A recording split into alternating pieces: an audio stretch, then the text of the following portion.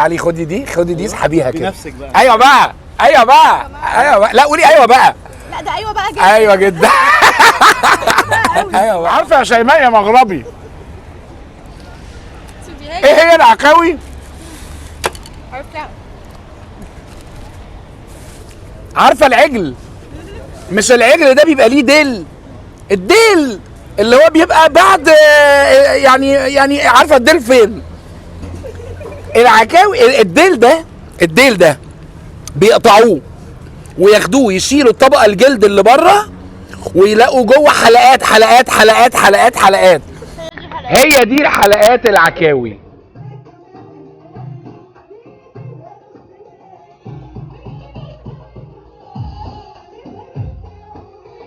السلام عليكم ورحمة الله وبركاته. كتيبة المساجين، السلام عليكم. صحيح، ازيك عامل ايه؟ انا ربنا يخليك يا حبيبي. انا جيت قصر الغربية قبل كده. قصر الغربية فين؟ اللي جنب قبل البوابات على طول بتاعت اسكندرية. ولما جيت كان بالليل، كان الساعة 2 بالليل تقريبا يعني. فيا دوبك بس عملت الحلقة اكلت وبس يعني. انما بصي يا كرم، انا معايا كارما. لما انا جيت ولقيت ان المكان فيه تفاصيل كتير وبالذات حاجات تنفع للاطفال، جبت ولادي معايا. الحقيقه انا معايا مالك كمان، مالك اصغر من كارما. والحقيقه لما جيت اناديله عشان يجي يصور معانا لقيت ايدين مطربه ووشه مطرب ومشحم، يعني واصل لمستوى انا نفسي بستغرب وصل له ازاي. فطلعت كارما وقلت لا يعني شكلها يشرف اكتر يعني. هنخش نوريكم بقى التفاصيل بالذات بتاعت الاطفال ونخش بعد كده على الاكل. يلا بينا. بصي يا كارما، لا حلوه دي، حلوه دي. بس دي تيجي لمالك ولا تيجي ليكي؟ بتهيألي دي الملك صح كده؟ دي تيجي ليا. حلوه ممكن. بصي عندهم سمك، بصي دي، بصي دي. حلوه اوبا. حلوه جدا.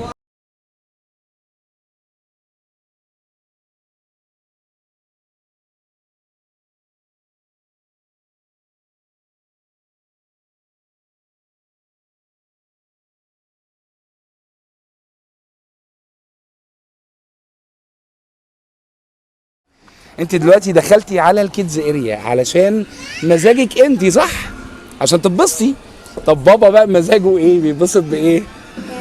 يعني ايه الحاجه اللي لو عملتها في المكان ده هكون مبسوط؟ الاكل صح كده؟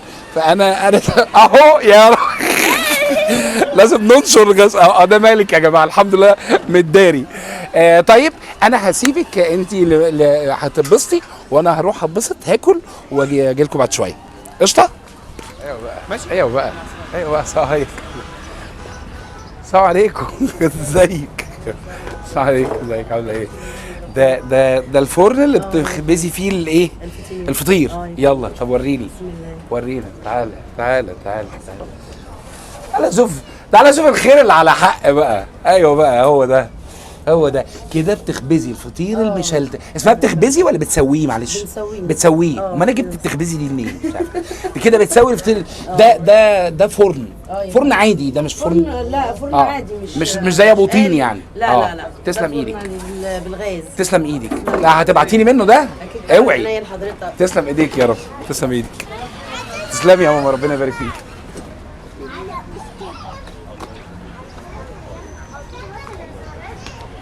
معلش هو بص هو القطع ده من مسرح الجريمه. اهو كل واحد يروح للبو.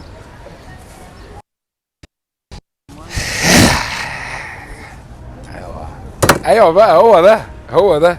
دي اسمها ايه؟ دي كبسه اللي هو الرز الاحمر. كبسه ده رز بلدي، رز مصري. ايوه بقى. تسلم ايدك يا شيف براك يا حبيبي. تسلم ايديك. ايه بقى؟ ايه؟ انا عايز حاجه اعمل فيها كده. يلا تعالى يا احمد. يا رب ابيض. بص صلي على رسول الله. ايوه بقى. ده يا جماعه رز بلدي مش رز بسمتي، ودي لحمه ضاني. بسم الله. ايوه بقى.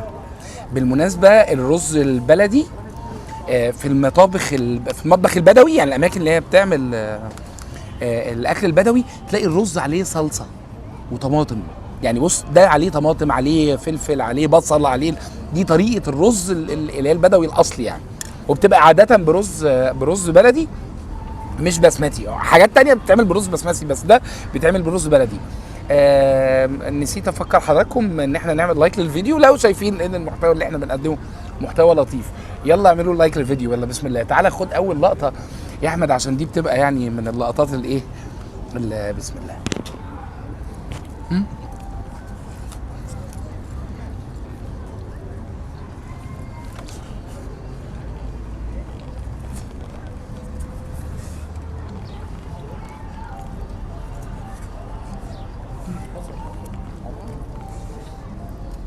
في حاجات بتبقى محتاجه حاجات يا جماعه. يعني ايه؟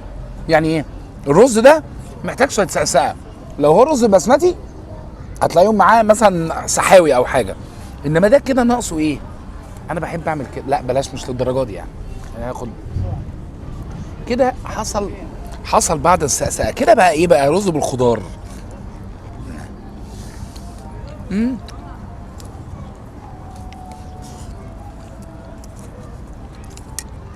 والله انا امسكها سخنه قوي. يا جماعه قوام اللحمه الضاني اللي ما يقدرهوش، الحقيقه اللي ما يقدرهوش ما يقدرش حته اللحمه الضاني. تعالى بص القوام ده، بص القوام ده، هناكلها بقى. تعالى يا احمد، تعالى يا احمد، تعالى يا احمد، بسم الله.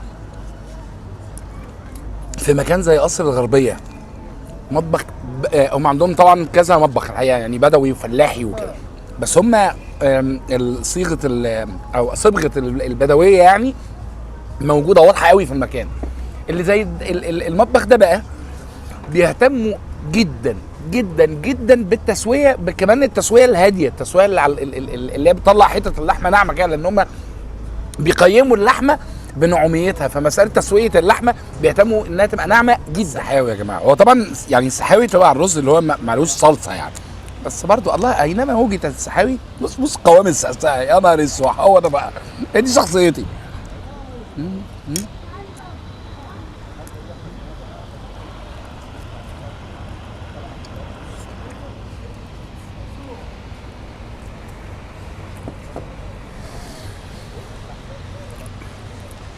حالة من السعادة الله يصعب وصفها. حبيبي يا شريف انت مدلعني.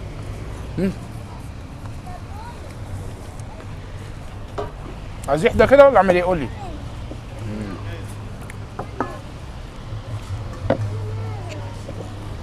انا بحب اكل في الاطباق دي. الطبق ده لو اتاكل فيه فول ليه طعم، ولو اتاكل فيه ايه ده بقى؟ دي موزه. موزه. ايوه بقى، تعالى يا احمد، تعالى يا احمد. ايوه بقى، ايوه بقى، ايوه بقى. موزه بالرز اسمها ايه الاول؟ اسمها على بعض كده ايه؟ دي موزه تركي. موزه تركي. ايوه بقى، ايوه بقى. اي الله الله. تسلم ايدك يا شيف، تسلم ايدك يا شيف، والله 10 على 10. وايه دي؟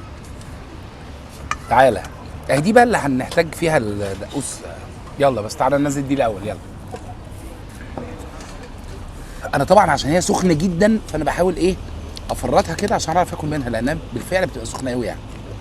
بص يا جماعه، تعالى انا بقى الاختراع التاني. تعالى خد دي، وبعد كده هفتح دي كنت بردت شويه. ده اختراعي ده. بص. ايوه بقى، ايوه بقى، ده فريك. ايوه بقى، ايوه بقى. ده الاختراع. الله. طب ايه قول لي ايه الفرق؟ دي مسقسقه اكتر صح؟ الفريك طول عمره بيبقى طري. ها، فاحنا بنزود له الدهون عشان الفريك كل ما بيشرب ميه كل ما بينفش، يبقى حاجه كويسه. صح. تسلم ايدك يا شيف. طب نعمل فيها كده برضو؟ يا نهار زي ما عملت زي الاولانيه. ايوه بقى، يا نهار. تعالى هو في حاجه يعني تستاهل ان انت تخش عليها اكتر من دي؟ صلي على رسول الله. ايوه بقى، اهو اسوح على فص اللحمه ده طعمه رهيب ده عشان مسقسق كمان. يلا بقى اهو. طيب تعال نرجع للاولانيه. تسلم ايدك يا شيف.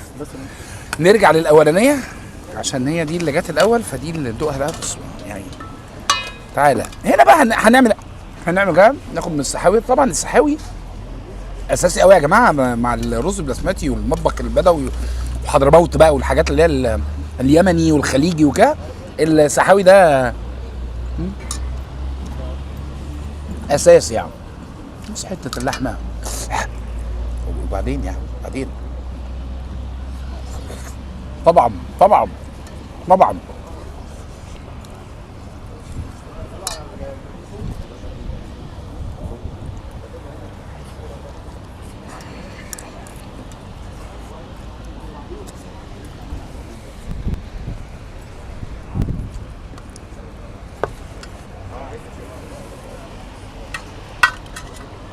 انا رحت لدي بسرعه عشان في حته نفسي اوريها لكم. تعالى تعالى يا احمد.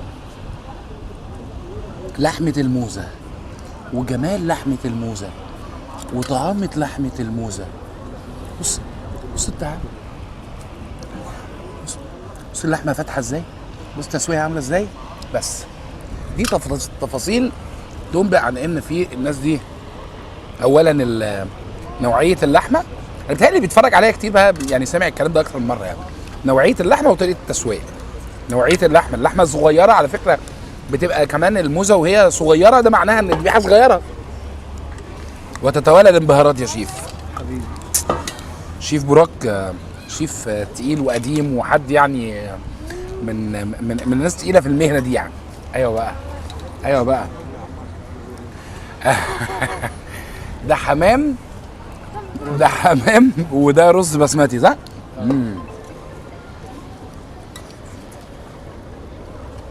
بس ده هيبقى مولع ده يا نهار اسود. ها ودي ايه بقى؟ دي بقى فريك يا شيف الفريك اللي مع الموزه انت مزود له البيون شويه. تمام. مسقسه اكتر من الرز حبيبي. ازاي؟ هات حته موزه تعالى. لو انت قصدك موزه اللي هي دي ولا موزه اللي هي بتتقشر دي؟ اكيد. تعالى تعالى تعالى انقي لك انا عن حته. يلا بص هتقطم بس هو كده. يلا تعالى انا بصغرها لك شويه. يلا قول بسم الله. يلا يلا. اسمك ايه؟ اسمك ايه؟ خد تعالى استنى خد. لا اندغ وتعالى انت، وانا هسيبك. تعالى انا هاخد انا قطمه لغايه ما هو يبلع. تعالى لا انا هقول لك دلوقتي. تعالى خش. اولا قول لي انت اسمك ايه؟ لا ابلع براحتك يا جماعه. نحومه اللحمه الحقيقه ايه مش عارف. جدا جدا جدا. بالمناسبه عز، انت اسمك عز غير عز. ان شاء الله معايا مفاجاه. ان شاء الله بعد دقائق من دلوقتي هيبقى معايا شخصيه فنيه لطيفه جدا. كنا اتقابلنا قدرا في حلقه من الحلقات ودعيناها انها تكون معانا النهارده، وهتكون معانا النهارده شخصيه فنانه شابه لطيفه جدا. عز ازيك؟ ايه رايك في الموزه؟ انت اسمك ايه؟ انت في سنه كام الاول؟ سنه كام؟ تانية ايه؟ انا ابتدائي. انا كارما بنتي في تانية ابتدائي. انت بتيجي هنا كتير؟ على طول؟ طيب بتحب اللحمه اكتر ولا الفراخ ولا الحمام ولا الايه؟ كل حاجه بتحبها؟ طب تيجي ناكل حمام مع بعض؟ طب بتحب ايه في الحمام؟ بتحب انهي حته في الحمام؟ هو انا شخصيا بحب كل حاجه في الحمام الحقيقه يعني. فانت بتحب ايه في الحمام؟ تعال ناكل حته كده من الحمام مع بعض، ايه رايك؟ يلا افتحها ازاي؟ افتحها كده ولا ناكل منها كده على طول؟ تعالى بص، ايه رايك لو خدت قطمه دي؟ لا ما انت ممكن ما تعرفش تاكلها. طب تعالى كده يا احمد. ما انا مش عارف افتحها من غير اي يعني حركات. يلا انا هاخد قطمه وبعد كده اطلع لك حته تاكلها انت. قشطه؟ قول قشطه. ولعه. عجبك الحمام؟ بص خد حته حمام تاني. انا شايفك اصلا هتنط وتروح تلعب صح؟ لا صح. خلاص روح العب يا عم روح. السلام عليكم. ازيك؟ تعالى تعالى تعالى. ده انت جيت ملعبي. تعالى اوكلك ايه؟ تعالى تعالى بسم الله. انا غاسل انت رايح فين؟ والله انا غاسل ايدي والله. يلا الف هنا الف. تصدق ان انا نفسي يبقى عندي نفس زي ده واطلع بيه في مزاجنجي اعمل كده. ايوه بقى الله. تصدق ان انا لو عملت كده وانا لابس كده يبقى شكلي حلو. حلوه فكره حلوه. طب استنى خد حاجه تانية. خد استنى تعالى خد حته موزه. تعالى. يعني اخد دي؟ لا هو انت تاخد اللي انت عايز. انت تاخد عينيا يعني مفيش مشكله بس انا عايز ادوقك حاجه يعني في الجون. يلا اهو بص هنا كده. ايوه بقى ايوه بقى الف هنا يا عم. ممكن تجيب بقى حته من دي؟ طب بقول لك ايه ما انا كنت هديها لك. ألف سلام. الف هنا انت.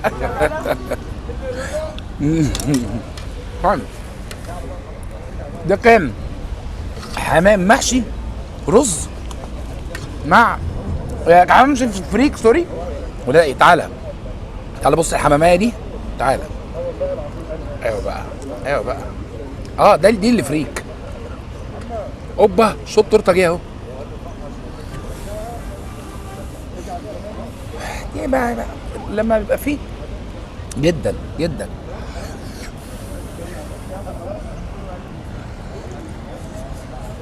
في الفقرة اللي جاية ان شاء الله هيبقى معايا الفنانة الجميلة شيماء المغربي. احنا كنا اتقابلنا مرة بالصدفة في مطعم والحقيقة يعني قلت لقيتها كيوت قوي اللي هو يعني بتتعامل مع الاكل يعني تعامل غيري بقى خالص. فحسيت ان هيبقى حاجة لطيفة لو عزمتها وتكون موجودة معانا ان شاء الله. هي معايا الفقرة اللي جاية وده شرف ليا طبعا. ايوه بقى ايوه بقى. انت تتخيلي ده ايه او تتوقعي ده ايه؟ والله مش عارفه بس هي حاجه ريحتها حلوه. طيب يلا. دي حاجه مستويه بملح. انا شخصيا ما اعرفش ايه اللي جوه بس حاجه مستويه يعني هي اتحطت واتحوطت من كل ناحيه بفويل وبملح. بس ملح تسويه يعني. ودخلت الفرن. تصدق انا كنت على طول بفكر هو ايه الملح ده؟ يعني الملح ده طب مش هيملح طعم الحاجه؟ لا ما هم بيحطوا بقى طبقه عازله ما بين الحاجه. ايوه الحاجه والملح. ايوه ليه الملح؟ عشان يروح عامل فيه الحركه اللي هم بيعملوها دلوقتي دي. يروح مولع فيها بس هي بتخش تستوي كده برضو. بس تستوي بقى 10% 20% يعني مش لازم تبقى مستويه من كلها. الله ايه دي؟ ده قرع. ايوه بقى صح كده. ده قرع عسل. طب انت ايه يعني اللي جوه ده استوى جوه القرع جوه الفرن؟ انت عارف ان احنا مش بنغش. ايوه بقى اكيد صح؟ ايوه بقى وبعدين انت مقعد قمر جنبك. ماشي يا سيدي. يلا. طيب ده ايه بقى؟ ده ايه؟ هو في كائن جوه قوي جدا يعني انا بس للاسف مش عارف القطه. تعالي شويه. ايوه بقى هات معالق وبابا الله. ايه بقى ده؟ هقول لك ده ايه. قول لنا ده ايه يا شيف؟ ده الضلوع بس اللي هي الكندوز. ايوه اللي هي مش معروف يعني كندوز اللي هو بس صغير بقى بيبقى سنه صغير. انت بقى كده بقى تعالي خدي دي اسحبيها كده بنفسك بقى. ايوه بقى لا قولي ايوه بقى. لا ده ايوه بقى جدا. ايوه جدا. ايوه بقى. لا استني ايوه بقى. ايه ده؟ حته اللحمه اللي حاطه الضلع دي عاده هي اوريدي بتبقى ناعمه شويه. لما بتتسوى بقى كمان في الفرن بالطريقه دي بتبقى اللي هو شفت انت عملتي. بصي شفت انت عملتي ازاي؟ شفتي عملتي ازاي في حته اللحمه؟ بصي فعلا من اجمل حتت اللحمه حتى في الكندوز يعني. طب تعالي خدي في اللحمه. لا ما انت بقى جيت هنا مره قبل كده حبيتها بصراحه. والله امسكي دي. امسكي دي. يلا تعالى يا احمد خد واحده. ايوه بقى. تعالى يا احمد. لا بس قولي ايوه بقى. ايوه بقى. ايوه اعملي في اللحمه. الله يا احمد. اي خدمه. يلا خدي اللي بعدها. خد بقى انت. لا يلا ما عملتها 100 مره في يلا امسكي دي. يلا قولي الشعار. يلا يلا. ايوه بقى بجد. طب ناكل بقى. يلا ناكل بقى. يلا تعالى شوف المصيبه اللي دخلت. يا لو شفت تعالى يا احمد اتقالت مختلفه ازاي. ايوه بقى.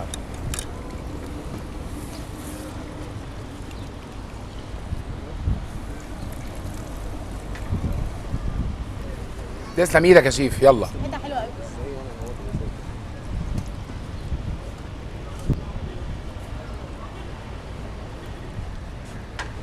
ما تبصش في طبقي. والله العظيم كنت عايز اجيبه لك كده. شوف سوء الظن اهو اهو. عايز تعمل ايه؟ مش عارفه. قولي له تاني عشان انا متاكد ان هو اتبسط. قولي له تعالى يا أحمد. لا قولي له تعالى يا احمد. تعالى. ايوه بقى. ايه ده بالمعلقه؟ بالمعلقه او ازاي بال تعمل كده؟ طب ايه امال بتتاكل بالايه؟ اكيد بالعيش. بالعيش. لا ما هو ده بقى الفكره بقى ان احنا وتقول لي ان انا جايه المتعه. لا استني بس ما هو بالمعلقه ليها متعه. لا. وبالعيش ليها متعه. ما تحسهاش بالمعلقه. لا تمام جدا جدا. بصي يا استاذه الحياه امزجه، يعني لولا اختلاف الاذواق لبارت الحاجات في الحاجات. حلوه جدا. عشان كمان لسه محطوطه الطشه كمان دلوقتي وبيبقى طعمها زاعق. ايوه بقى تعالى. المتعه اللي انت بتتمتع بيها وهتدوقه للنجمه. ده ورق عنب بالايه؟ بالعكاوي. ده عكاوي مش كوارع والله. ايوه بقى. اتفضل. انت دوق بقى. اتفضل. لا ما انا هتفضل طبعا. مش فهمت يعني اهو. وانا اتفضلت. ده بقى كده شويه. تعالى ده ورق عنب بالعكاوي مش بالكوارع. طب يلا بسم الله. أقول لك حاجة؟ طب قولي تعرف ان انا ما اعرفش ايه العكاوي دي اصلا؟ ما انا ده السؤال والله العظيم اللي كان على لساني. انت ما تعرفيش العكاوي اللي هي ايه؟ ايه اساسا؟ طب نقول لها ولا نوكلها؟ تعالى نضرب بالانس مع بعض. دي عكاوي معموله طاجن. ايوه بقى. ومعاها ورق العنب. ماشي. طبعا اول ملحوظه ان ورق العنب ده ما دام اتحط مع العكاوي فهو طعمه فرق ايه؟ خد من طعم العكاوي. طب ايه هي العكاوي؟ بقى. طب بصي امسكي واحده وكليها وبعد ما تاكليها هقول لك ايه هي العكاوي. يلا. متاكد؟ والله ايه اللي متأكد؟ ده انا نفسي انا اللي اكلها، ده انا بديها لك بس عشان انت ضيفتنا وكده. مش عارفه. خدي دي ممكن تبقى اخف شويه. طيب. يلا بسم الله.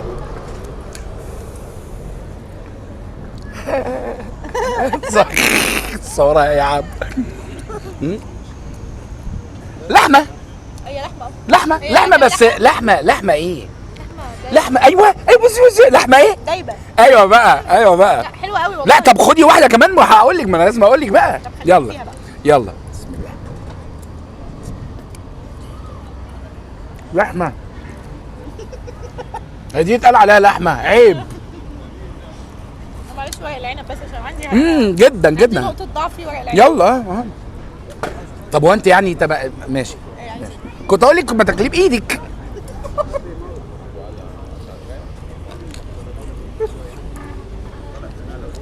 هو مش ربنا مدينا ايديها عشان ناكل بيها؟ بناكل بيها. خدي قطمه كمان. كلوز على وشها. عارفه يا شيماء يا مغربي ايه هي العكاوي؟ عرفتها. عارفه العجل؟ مش العجل ده بيبقى ليه الديل اللي هو بيبقى بعد يعني عارفه الديل فين؟ العكاوي الديل ده بيقطعوه وياخدوه يشيلوا الطبقه الجلد اللي بره ويلاقوا جوه حلقات. هي دي الحلقات العكاوي بس خلاص. كاميرا خفيه بقى ولا ايه؟ غالبا. شوف انا عملت فيك خير ازاي. عرفتك طريق متعه من متع الحياه. اي حاجه هاكلها تاني هتقولي عايزه نسيع. عايز نزيع؟ ازيع ما خلاص قبضني خلاص. يا حبيبي الله. يا حبيبي الليل والسماء والنجوم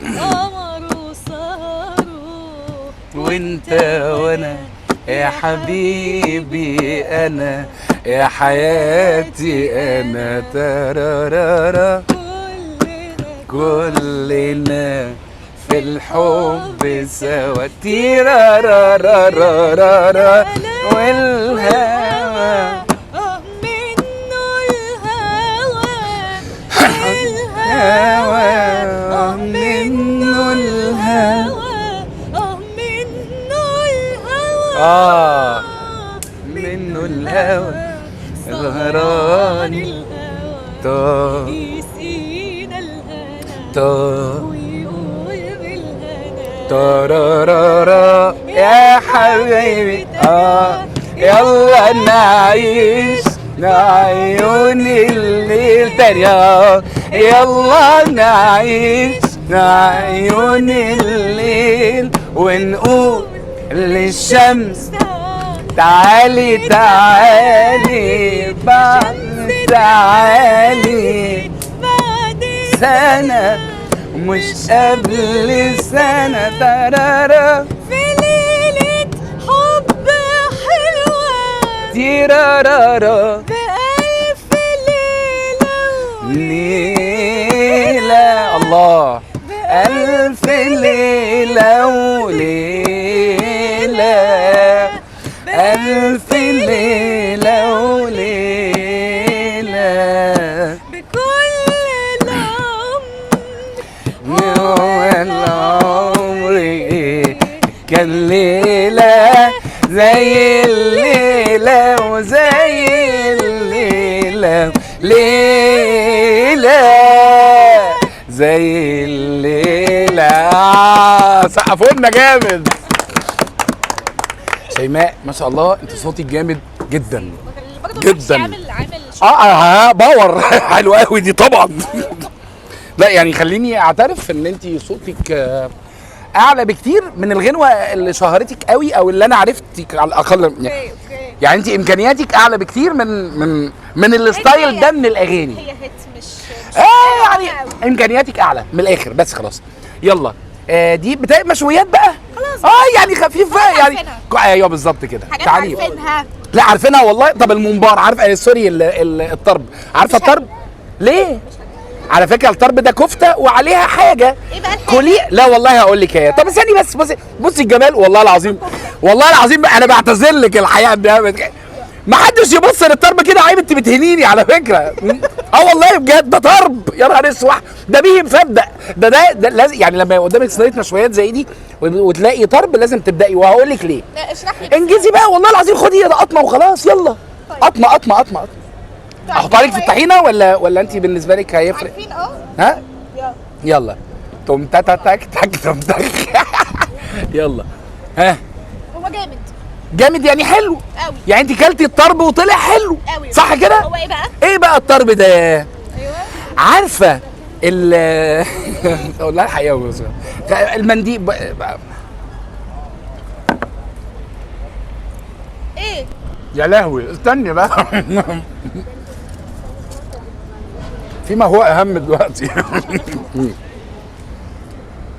بصي يا ستي ايوه الطرب ده عباره عن كفته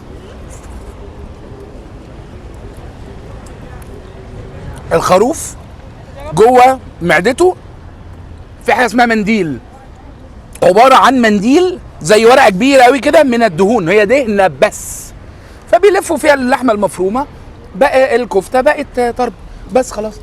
والله ايه بقى المشكله يعني ايه المشكله؟ احسن من العكاوي. تعالي دي لحمه عاديه خالص. انا برضو عايز اركلك برضو حاجه مختلفه يعني عن انا بس مش عارف اوصل في هنا ريش. هاتي في اكيد في ريش في ستيك اهي. ها يلا بسم الله وزيحي يلا. ايوه والله طول عمري بقول كده على الريش. طب مش تحسي ان الريشه دي شيء كيوت قوي جدا. والله. طب اوصفيها انت كده قولي يعني ها شبه الورده كده. الله والله العظيم هتعمل تراك لطيف جدا. يلا بس عايز نسبه انا من الكلام ده لو سمحت. يلا لا كملي ممكن. حلوه قوي. ها سيبني استمتع ارجوك. بس هي كده ركبت المود. انت كده ركبت المود. ما انا قالت لك سيبنا استمتع. انت سبت الملوخيه؟ سبت الملوخيه بص على سبت الملوخيه. مخرج. بص على المخرج. سبت الملوخيه يعني ايه سبت الملوخيه؟ سبت الملوخيه سيبنا بعض يعني ولا لا لسه مرتبطين.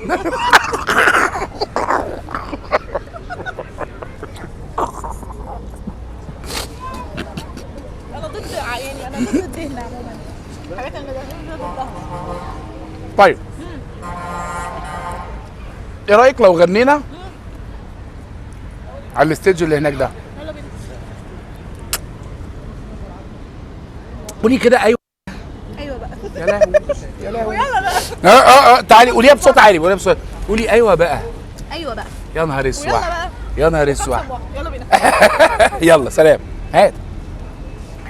انا هموت يا جماعه. مساء الفل. بس تمام جدا. ايوه بقى ايوه بقى. علي جرى وامسح دموعي دموعي علي جرى علي جرى علي جرى. شكرا ليكم. كان معاكم مصطفى محمود شيماء البيضاوي وبرنامج ماذا جنجي.